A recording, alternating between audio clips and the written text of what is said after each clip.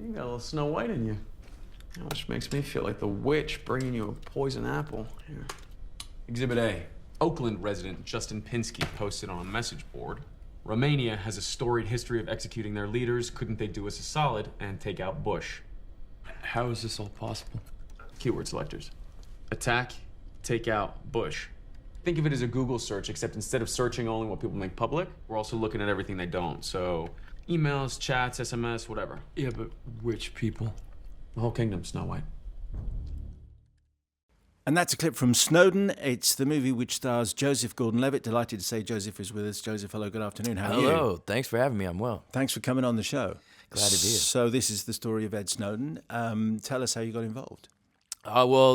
First I just was offered the job by Oliver Stone, which was incredibly exciting for me because I'm such a fan of so many of his movies. You know, there's the guy that made Platoon and Wall Street and JFK and Born on the 4th of July and Natural Born Killers, so many great movies. Salvador. That was a long time ago. It was indeed. Terrific film. Honestly, the next thought I had after just being excited to be offered a job by Mr. Stone was, okay, he's asked me to play Edward Snowden. I know I recognize that name. He was in the news. I think he leaked something. But which one is he and what exactly did he do and why did he do it? I realized I didn't know. You get so much news nowadays. Mm-hmm. If you don't take the time to really look into it, then you don't know that much about it. And that was the position I found myself in. And so I had some learning to do before really committing to the part. And as you learnt and as you read and as you researched, did it make you think, okay, this is a story that hasn't been told properly or it needs to be told cinematically? And did it make you more excited? Yeah, that's a good question.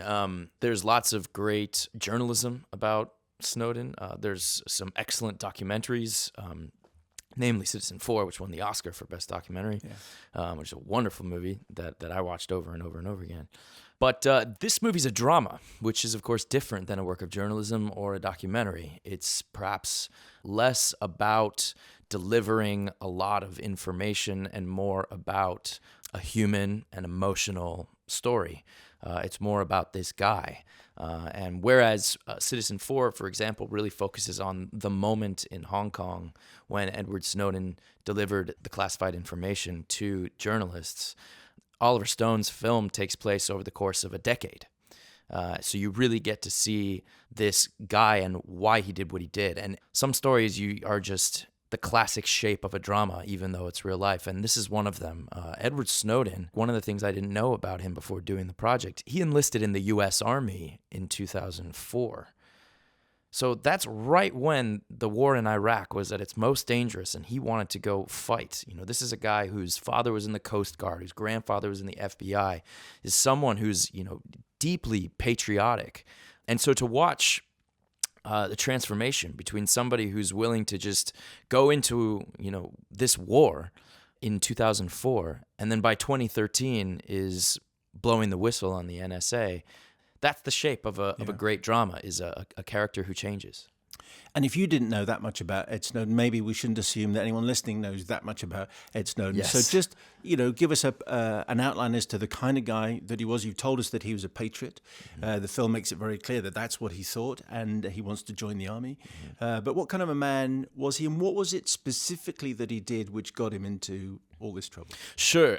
So Edward Snowden is known for what happened in 2013.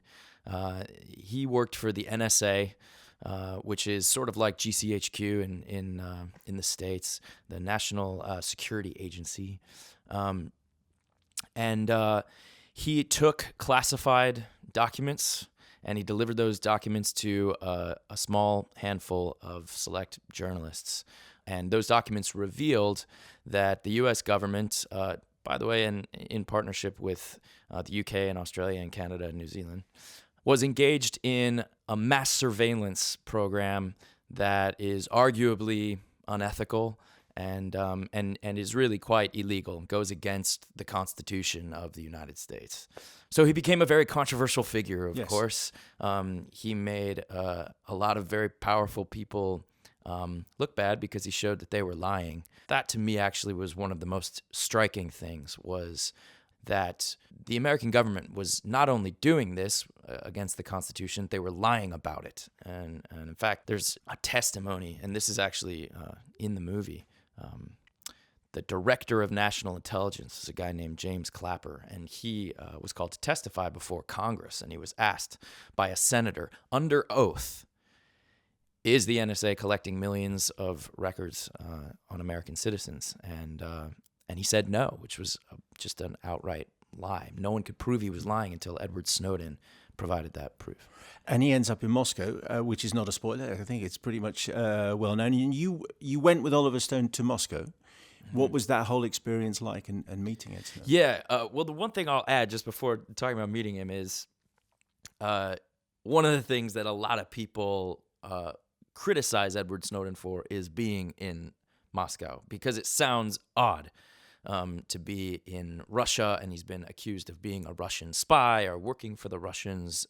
The truth is that he wasn't intending to go to Russia. He handed this information over to journalists in Hong Kong, and he was trying to get from Hong Kong to Latin America. His plane stopped in Moscow, and while he was in Moscow, that's when the United States government decided to cancel his passport, and so he couldn't leave Russia, and he's been there ever since. That was a few years ago. So yes, Oliver, as well as his co-writer, Kieran Fitzgerald, they took a number of trips to Moscow and spoke with Mr. Snowden pretty extensively, and he gave them a bunch of feedback on various drafts of the script, especially on some of the technical details of how these different programs worked. And I got to come with them on one of those trips, and I sat with Ed for about 4 hours, as well as his longtime girlfriend, Lindsay Mills, who's played in the movie by Shailene Woodley. Does an extraordinary job. Yeah, she's such a great actress. Yeah, we talked about all kinds of things. He and I are quite different people in a lot of ways. He's from North Carolina. I'm from California, which, if you know the states, they're on opposite ends of the country, and culturally quite different. He's more of a sort of a technically minded person, whereas perhaps I'm more of I belong more in the humanities category. What you're saying is he's a geek. He's he would be happy to say that, I think. Right. That he's a sharp-minded engineer, and I'm a loose-minded humanitarian. Yeah. Okay. But we also had some things in common. Namely, I think both he and I have a certain affinity, and I might even go so far as to say a certain kind of love, or at least we strongly identify with a certain technology of computers. And like my dad always loved computers, and from the beginning of when personal computers were first available and affordable to consumers, we had one in the house. And I grew up just sort of embracing and learning to use this kind of technology, and especially as the internet came to be, I always came to think of this tech as sort of where I'm from, like where my generation is. Do you still think that?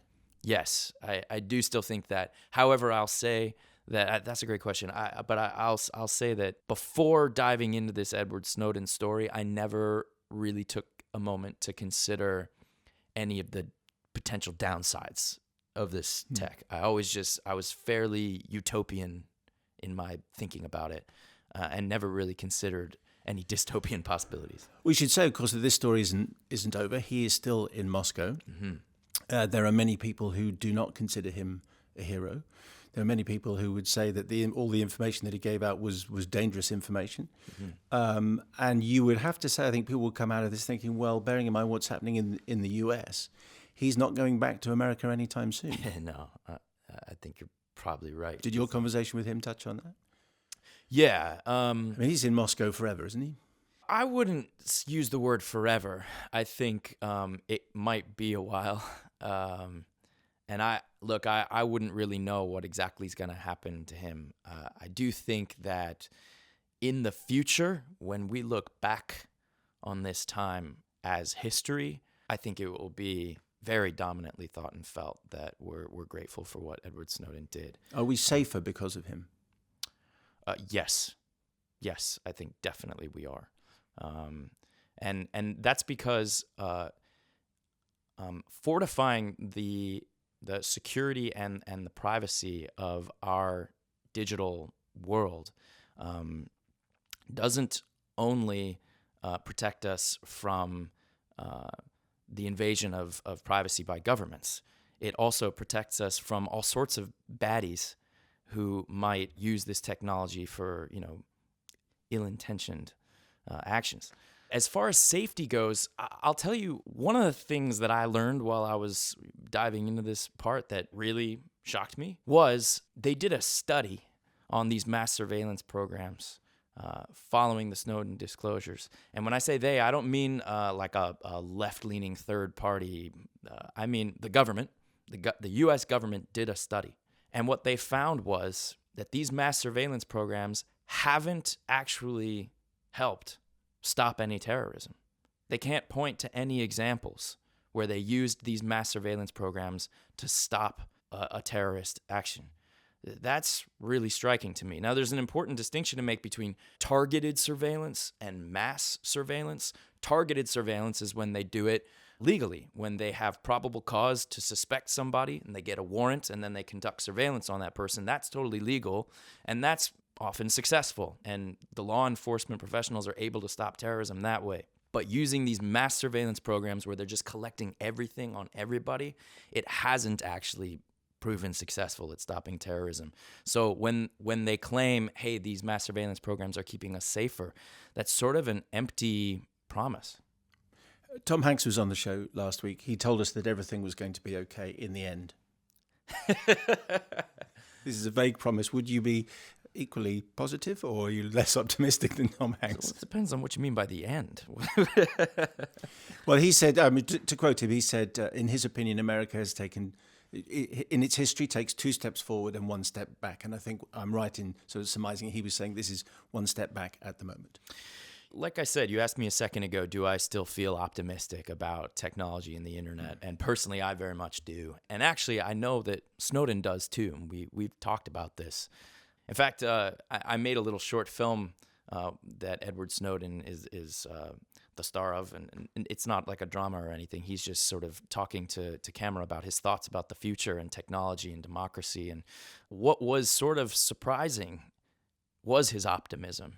This is a guy that's known for really shining a light on some of the more ominous pitfalls that we could fall into with the rising prominence of this technology. But despite that, he remains optimistic. And I think he has reason to. If you look at, if you zoom out and you look at sort of the march of history and the rise of technology, poverty is, extreme poverty is lower now than it was, say, 100 years ago. Infant mortality, disease, education, compassion, understanding, all those things we're in better shape now than we were 50 or 100 or certainly 500 years ago. So I would agree with Tom Hanks that, yeah, the progress doesn't necessarily move unyieldingly in a good direction. It does take 2 steps forward and 1 step back. But yeah, overall, I remain optimistic. Joe Gordon Levitt, thank you very much. Thank you.